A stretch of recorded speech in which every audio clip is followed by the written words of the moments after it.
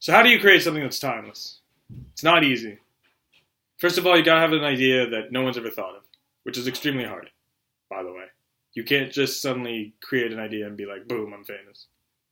It doesn't work like that. It never has. Interestingly enough, Bob Kane's Batman in the beginning wasn't even called Batman. The Batman we know it was Bat-Man, which is interesting because that's Spider-Man. Anyway, so in 1939, the success of Superman in Action Comics prompted editors at National Comics Publications, the future DC Comics, to request more superheroes for its titles. In response, Bob Kane created the Batman. Collaborator Bill Finger recalled that Kane had an idea for a character called Batman, and he'd like me to see the drawings. I went over to Kane's and he had drawn a character who looked very much like Superman, with kind of reddish tights, I believe with boots, no gloves, no gauntlets, with a small domino mask, swinging on a rope. He had two stiff wings that were sticking out, looking like bat wings, and under it was a big sign, Batman. The bat wing-like cape was suggested by Bob Kane, inspired by Leonardo da Vinci's sketch of an ornithopter flying device as a child. Huh. That's so cool. Anyway. Finger suggested giving the character a cowl instead of a simple domino mask, a cape instead of wings, and gloves. He also recommended removing the red sections from the original costume. Finger said he devised the name Bruce Wayne for the character's secret identity. Bruce Wayne's first name came from Robert Bruce, the Scottish patriot. Wayne, being the playboy, was a man of gentry. I searched for a name that would suggest colonialism. I tried Adams, Hancock, then I thought of Mad Anthony Wayne. Was a United States Army officer, statesman, and a member of the United States House of Representatives. Wayne adopted a military career at the outset of the American Revolutionary War, where his military exploits and fiery personality quickly earned him promotion to Brigadier General and the sobriquet Mad Anthony. He later served as General-in-Chief of the Army and commanded the Legion of the United States. Wow, that's really cool. Didn't know that. He later said his suggestions were influenced by Lee Fawkes' popular The Phantom. Okay. There's not much on The Phantom. At least no pictures. Huh. The Phantom.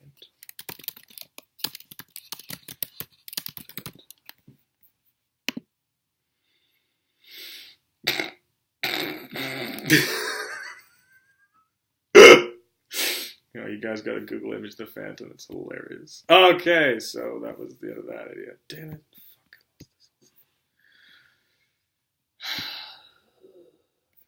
No, that was wrong, actually.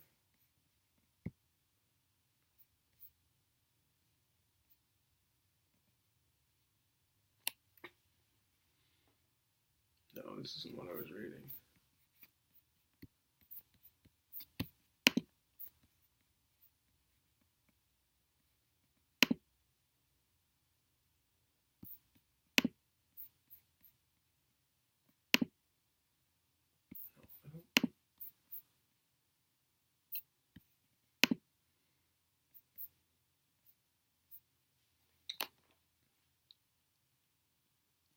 A syndicated newspaper comic strip character with which Kane was also familiar. Kane and Finger drew upon contemporary 1930s popular culture for inspiration regarding much of the Batman's look, personality, methods, and weaponry. Details find predecessors in pulp fiction comic strips, newspaper headlines, and autobiographical details referring to Kane himself. As an aristocratic hero with a double identity, Batman had predecessors in the Scarlet Pimpernel. Okay.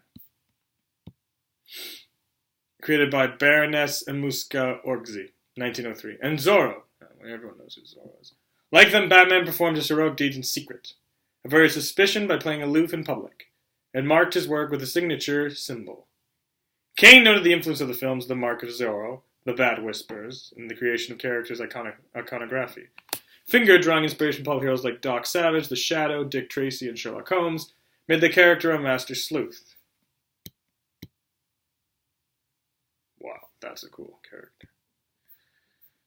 In 1989 autobiography, Kane detailed Finger's contributions to Batman's creation. One day I called Bill and I said, I have a new character called the Batman. I've made some crude elementary sketches I'd like you to look at. He came over and I showed him the drawings. At the time I only had a small domino mask like the one Robin later wore. On Batman's face, Bill said, why not make him look more like a bat and put a hood on him and take the eyeballs out and just put slits for eyes to make him look more mysterious? At this point, the Batman wore a red Union suit. The wings, trunks, and mask were black. I thought that red and black would be a good combination. Bill said that the costume was too bright. Color it dark gray to make it look more ominous. The cape looked like two stiff bat wings attached to his arms. As Bill and I talked, we realized that these wings would get cumbersome when Batman was in action and changed them into a cape, scalped to look like bat wings when he was fighting or swinging down a rope. Also, he didn't have any gloves on, and we added them so that he wouldn't leave fingerprints. See, that's how they came up with Batman. But you can't create Batman because Batman's popular. You have to create something else, like something that no one's ever done.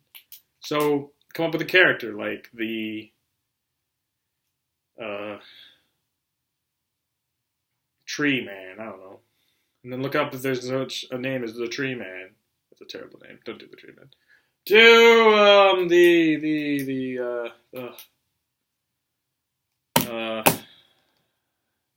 the Jackal. I guarantee you there's no character called the Jackal.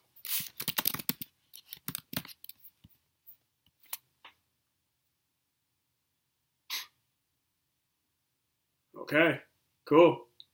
So first of all, you gotta know what a jackal is. What is a jackal? Fox. Probably more like a coyote, but a fox. So, you've got a name. Now, give him an identity. Does he have an identity? Is he just named the Jackal? Why is he called the Jackal? And so on and so forth. Then, give more story to your character named the Jackal. Why is he called the Jackal? Maybe his name is really Leonard Fox. See, it's not that hard, but you've got to be brilliant about it. Like, you've got to really think about it. Like, why would... See, when they created Batman, the guy always wanted to do a guy in a bat costume. Why? Because bats are mysterious. They're dark, they're everywhere, but they're mysterious. I mean, vampires come from bats. Like, there's even a bat called the vampire bat, which doesn't actually kill, like, humans. It just sucks the blood from animals, and honestly, it's not even that much blood. So, like, bats are actually extremely fascinating creatures, so it makes perfect sense that they would create a character called Batman. What about Spider-Man? Why do they call him Spider-Man? Spiders are very creepy creatures, but what's cool about them is their spider webs. They catch all these animals, and they actually keep the peace of the bug community. Like, they just eat all these bugs and keep the pests away, or try to, at least. That's their goal. They eat everything. Like, they'll take mosquitoes, like anything. They eat everything. So, there you go, Spider-Man. Why do we have the Hulk? He's this weird green freak. So, think about bullying. Think about, children and picked on. And see, think about it. No one does this, I think, better than Christopher Nolan's Batman series. In the beginning, Batman is just in a cape and a costume. Actually, in the beginning, before the beginning, he's like just wearing something black and wearing a hood. That could be anybody. The fact that he doesn't keep the hood is interesting. Why does he want people to see his part of his face just to mock them? I don't know. But that is the original Batman. Look, if you look up original Batman drawings, I'm sure you'll find a very different Batman.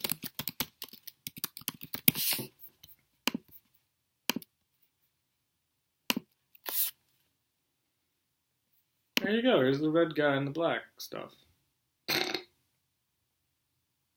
No, it works. That is dope.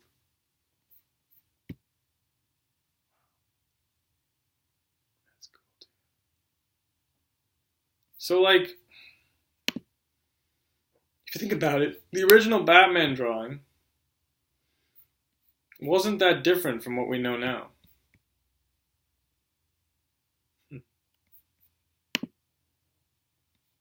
That's not very big.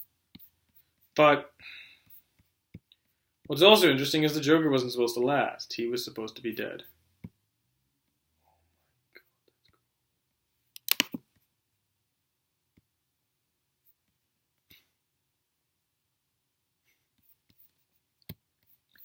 So that's interesting, eh?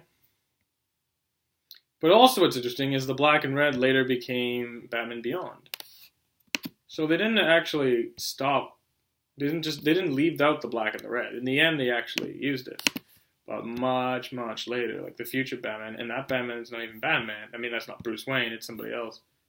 So that's pretty cool. But like I said, if you're trying to create an iconic character, first of all, stop. Because if you're creating an iconic character and you think it's going to be iconic, you're never going to get anywhere. You can't have the mindset that it's going to be popular. When Bob Kane created Batman, he wasn't thinking it was going to be popular. That wasn't his goal. His goal was just to create a new comic book character, for which was not even DC Comics at the time. So when I say that I'm creating a Joker series, you can all laugh at me. And that's okay, because it might not get anywhere. But the thing is, I don't give a fuck about that. See, the Joker was never supposed to be a long-lasting character, and he's probably more famous than Batman. I know, that's stupid, but if you think about it, it makes perfect sense. And why is that? Well, that's because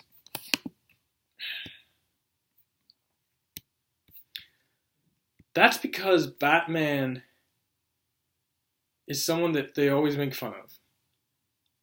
But they also highly, highly underestimate him. Same thing with the Joker. He's someone everyone makes fun of. But again, they highly, highly underestimate him. So that is what makes those characters so iconic. But like, if you're going to create a character called the Jackal, like, you don't probably want to have the whole thing about them making fun of the Jackal. For a long time, everyone was bored of the Joker because he just kept doing the same shit over and over and over again. It's like, why hasn't Batman got this guy? Well, he escaped, but why has he escaped? Blah, blah, blah. Never listen to your fans. They're idiots. Unless they're really smart, and then they're not going to complain. Because they know that in the end, you know what you're doing. Wow, that's pretty good.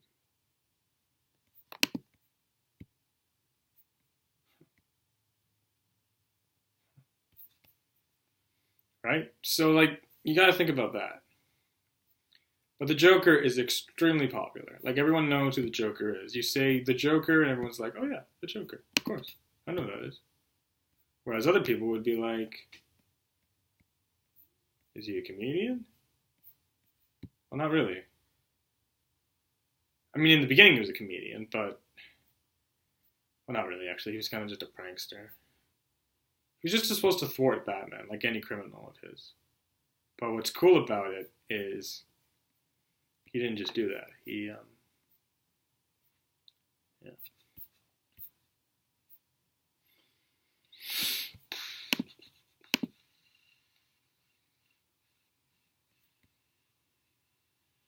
Chris Butler. I don't know. Original Joker drawings.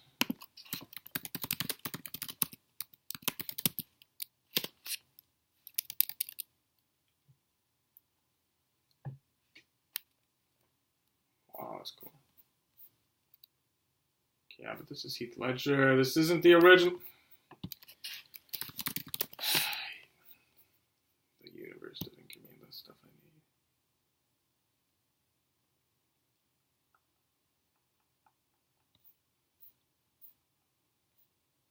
Bill Finger, Bob Kane, and Jerry Robinson are credited with creating the Joker, the man who laughs. That's who the Joker is. Harley Quinn is someone else, but they made the character from the man who laughs. I don't even know who Veet is, but that's the guy. The man who laughs. Well, you know what's cool about this? There's actually a comic book called The Man Who Laughs.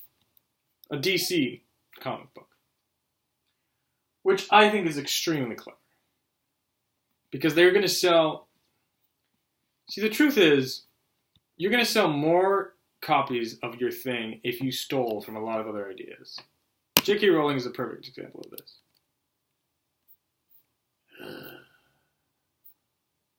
Veet. Who the hell is Veet? Oh. Conrad Veet. Gwynplaine. Le Chancelier. Whatever. Anyway, the point is, you want to do that. You want to get that kind of iconic character, but you're not going to do it on your own. You're going to need help. You're going to need a character that no one's ever created. And if they have created it, you have to argue as to why you should have this comic character. Like Deadpool is Deadshot. Okay? Sorry. Well, he is, but he's also Deathstroke. But Deathstroke was invented after Deadpool. Or Deadpool was invented. It doesn't matter. Point is, DC's in the toilet. Marvel's sort of in the toilet if they keep trying to fuck with people and think it's funny. Like Ryan Reynolds. Ryan Reynolds wanted to be Deadpool. They laughed at him. They thought he was an idiot. Why would they promote this character? And he did it. He's not happy with Marvel. And so probably Disney's not happy with him, and neither is Marvel, because Marvel and Disney are now the same company. So Ryan Reynolds did something that no one ever thought was possible, but he did it. But he's taking a character that already exists. Now try to make a character that doesn't exist. Good luck.